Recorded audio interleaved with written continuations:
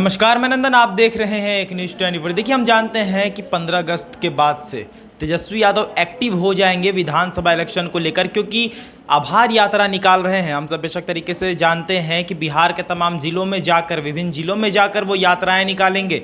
बातचीत करने के लिए हमारे साथ बीजेपी के ही प्रदेश प्रवक्ता पीयूष शर्मा जी जुड़े हुए हैं। बात करेंगे सबसे पहले कि तेजस्वी यादव आभार यात्रा निकालेंगे, क्या लग रहा है इस पर, क्या उलटफेर हो सकता है? क्या आप लोग डर रहे हैं?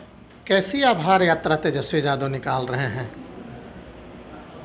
हमें तो स्पष्ट दिखाई दे रहा है कि तेजस्वी यादव जी आभार यात्रा नहीं बल्कि अपनी हार की समीक्षा करने जा रहे हैं। जिस प्रकार से बिहार की जनता ने उनके मंसूबे पर पानी फेरने का काम किया, जो कहा करते थे कि बिहार में एनडीए का खाता नहीं खुलेगा, और बिहार की जनता 23 सीटों पर उन्होंने चुनाव लड़ने का काम किया और बिहार की जनता ने उन्हें 4 सीटों पर सिमटाने का काम किया। तो ये अपने हार की समीक्षा करने जा रहे हैं। वे अपने अस्तित्व को बचाने के लिए यात्रा करने जा रहे हैं। आभार यात्रा नहीं, अस्तित्व बचाने की यात्रा करने जा रहे हैं तेजस्वी यादव जी। देखिए, अभी पीयूष जी ने तो कह दिया कि आभार यात्रा नहीं है, अपने अस्तित्व को बचाने जा रहे हैं तेजस्वी जी। लेकिन फिर भी पीयूष जी आपसे सवाल करेंगे, उनके पिताजी का शासनकाल देख ले, माता जी का देख ले, तो 15 साल बिहार में लोग ऐसे ही थोड़ी थे। अरे बिहार के 90 से लेकर के 2005 तक के शासनकाल को बिहार की जनता ने देखने का काम किया है। वो तो कहते वही बिहार की जनता, वही स्वर्ण काल था। अरे उस जंगल राज को कौन भूल सकता है? आप भी नहीं भूल सकते हैं, वह पीढ़ियां भी जीवित हैं जिन्होंने उस काल खंड में अपनी आंखों के सामने लोगों को मरते हुए देखा है। वह माताएं अभी जीवित हैं जिन्होंने उस 90 से लेकर के इनके माता पिता के शासनकाल में, वह माताएं अभी जीवित हैं जिन्होंने अपनी कोख से जन्म दिए हुए बच्चे को मरते हुए देखा है। वह बहनें अभी जीवित हैं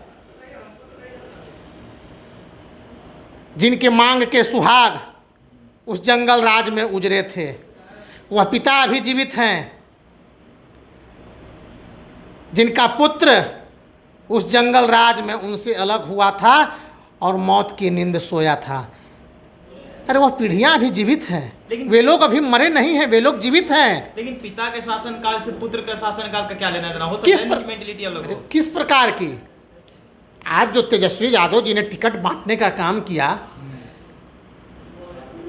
क्या लालू प्रसाद यादव और राबड़ी देवी से मिलता जुलता नहीं है क्या? उन्होंने सुरेंद्र यादव को टिकट देने का काम किया, उन्होंने ललित यादव को टिकट देने का काम किया। ऐसे कई लोग हैं, बीमा भारती हैं, कई लोग हैं जिन्हें टिकट देने का काम किया है। देखिए, बिहार की जनता लालू प्रसाद यादव, राबड़ी देवी के शासनकाल को भूली नहीं है, और यही कारण है कि बिहार की जनता ने 23 सीटें उनके मंसूबे पर पानी फेरने का काम किया और 23 सीटों में से 4 सीटों पर उन्होंने सिमटाने का काम किया है।